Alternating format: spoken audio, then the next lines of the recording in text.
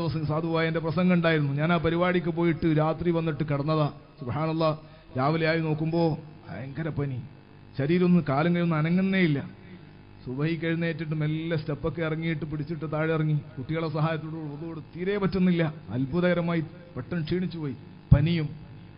രാവിലെ ഹോസ്പിറ്റലിൽ പോയി ഡോക്ടർ രക്തം ടെസ്റ്റ് ചെയ്ത് തുടങ്ങിയ മഞ്ഞപ്പിത്തമാണ്. നമുക്ക് മാരകമായ രോഗങ്ങൾ തൊട്ട് അല്ലാഹു കാവൽ തരട്ടെ. കഴിഞ്ഞ ബായാർ സ്വലാത്തിന് വന്നവർ ഞാനിത് പറഞ്ഞിട്ടുണ്ട്.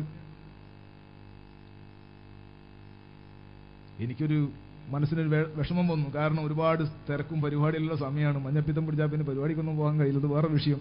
പിന്നെ നമ്മൾ 2 ദിവസം കിടന്നാൽ മൊത്തത്തിലൊരു വിഷമാണല്ലോ. അല്ലാഹു തആല നമ്മളെല്ലാം ക്ഷീണം മാറ്റിത്തരട്ടെ. ഞാനും ബഹുമാനപ്പെട്ട തങ്ങളെ മരുന്നൊക്കെ വാങ്ങിയിട്ട് അവിടെ വെച്ചു. അപ്പൊ ഇംഗ്ലീഷ് മരുന്നായതുകൊണ്ട് ഈ മഞ്ഞപ്പിത്തത്തിന് കഴിക്കണ്ട എന്ന് കുറെ ആളുകൾ ഉപദേശിച്ചത് കൊണ്ട് കഴിച്ചില്ല. തങ്ങൾ ഉപ്പാപ്പനെ വിളിച്ചിട്ട് എന്നോട് പറഞ്ഞു, വിളിച്ചപ്പോ പറഞ്ഞു, മിസ്ബാഹി, അതല്ല ഉപ്പാപ്പ മുഹമ്മദുർ റസൂലുള്ളാഹി സ്വല്ലല്ലാഹു അലൈഹി വസല്ലം തങ്ങളുടെ ബറക്കത്തുകൊണ്ട് അതൊക്കെ പൂക്കിക്കളഞ്ഞു. നിങ്ങൾക്ക് മഞ്ഞപ്പിത്തൊന്നുമില്ല. നിങ്ങൾ രാത്രി മഗ്രിബിന് ശേഷം ഒരു 7 സൂറത്തുൽ ഇൻശിറാഹ്, 7 സ്വലാത്തുൽ ഫാത്തിഹ ഓതിയിട്ട് വെള്ളത്തിൽ മന്ത്രിച്ചിട്ട് കുടിച്ചോ, സുഖം. അതൊക്കെ പോയി. സ്വലാത്തുൽ ഇൻശിറാഹ്, സ്വലാത്തുൽ ഫാത്തിഹ, സൂറത്തുൽ ഇൻശിറാഹ് 7 പ്രാവശ്യം ഒരു വെള്ളത്തിൽ ഓതി കുടിച്ചോ, പ്രശ്നമില്ല. ഞാനത് മാത്രം കുടിച്ചു, ഒരു ഗുളികയും കഴിച്ചില്ല. രാത്രി അത് കുടിച്ചിട്ട് വലിയ വേദന, കയ്യും കാലൊക്കെ അനക്കാൻ പറ്റണില്ല. പിന്നെ വീട്ടിൽ നിന്ന് ചെറിയ ടെസ്റ്റുകളുണ്ട് ഈ മഞ്ഞപ്പിത്തത്തിന്, പ്രായമുള്ള ഉമ്മയൊക്കെ ചെയ്യുന്നത്.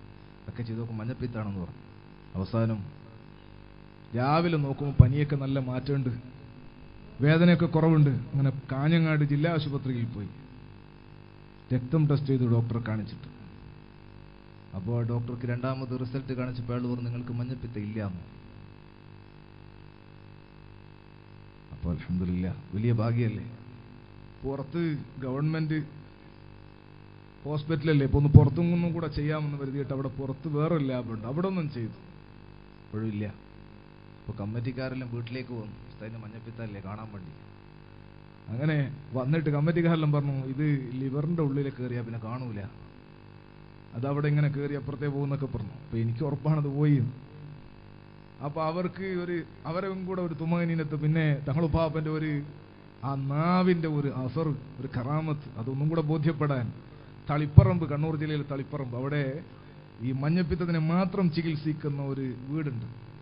ആ വീട്ടിലേക്ക് പോകാൻ അവർ തന്നെ അഡ്രസ്സ് പറഞ്ഞു. അവിടത്തേക്ക് നമ്മുടെ ഇപ്പോഴത്തെ കാസർഗോഡ് ജില്ലാ ദേവാകാര്യ സെക്രട്ടറി SYS-ന്റെ അബ്ദുൽ ജബ്ബാർ മിസ്ബാഹി, അദ്ദേഹത്തെയും കൂട്ടിപ്പോയി. അങ്ങനെ ഞങ്ങൾ ശരീക്കന്മാരാണ്.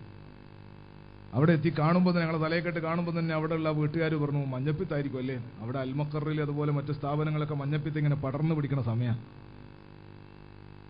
ഞാൻ പറഞ്ഞു, മഞ്ഞപ്പിത്തില്ല, ഉണ്ടെന്നൊരു സംശയം ഉണ്ടായിരുന്നു, നോക്കാൻ വന്നതാണ്. അപ്പോൾ അവർ ടെസ്റ്റ് ചെയ്യുന്നൊരു SP ലാബ് ഉണ്ട് അവിടെ. ആ ലാബിൽ നിന്ന് ടെസ്റ്റ് ചെയ്തു. എന്നിട്ട് അവിടെ ഒരു സർജനെ കാണിച്ചു. അയാൾ പറഞ്ഞു, നിങ്ങൾക്ക് മഞ്ഞപ്പിത്തുണ്ടെന്ന് ആരാ പറഞ്ഞത്? അപ്പോൾ ഞാൻ തലേ ദിവസം കാണിച്ച 2 ടെസ്റ്റ് കാഞ്ഞങ്ങാട് എന്നുള്ളത് കാണിച്ചു, മഞ്ഞപ്പിത്തില്ല.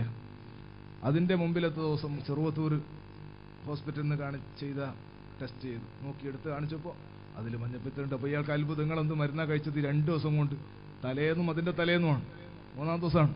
അപ്പോൾ ഡോക്ടർക്ക് അത്ഭുതം, നിങ്ങളെന്ത് മരുന്നാ കഴിച്ചത്? ഇത്രയും ഫുള്ള് ക്ലിയറായി പോയത്. അപ്പോൾ ഞാൻ പറഞ്ഞു, ഞാൻ ഗുളികയൊന്നും കഴിച്ചിട്ടില്ല, ഒരു തങ്ങൾ പറഞ്ഞിട്ട് വെള്ളം മന്ത്രിച്ച് കുടിച്ചതാണ്. ഇയാൾക്ക് ഭയങ്കര അത്ഭുതം. അയാൾ ഈ സംഗതി ഹിന്ദു